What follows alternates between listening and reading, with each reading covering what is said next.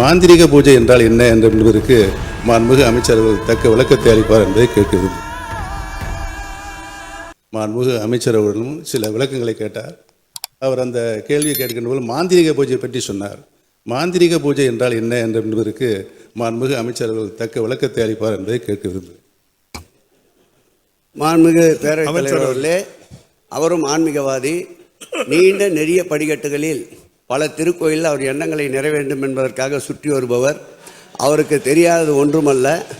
மாந்திரிகம் என்ற ஒரு வார்த்தை இந்த ஆட்சியில், திராவிட மாடல் ஆட்சியில் எங்கும் நடைபெறுவதில்லை. பரிகார பூஜையை தான் அவர் மாந்திரிக பூஜை என்று மாற்றி சொல்லிவிட்டார்.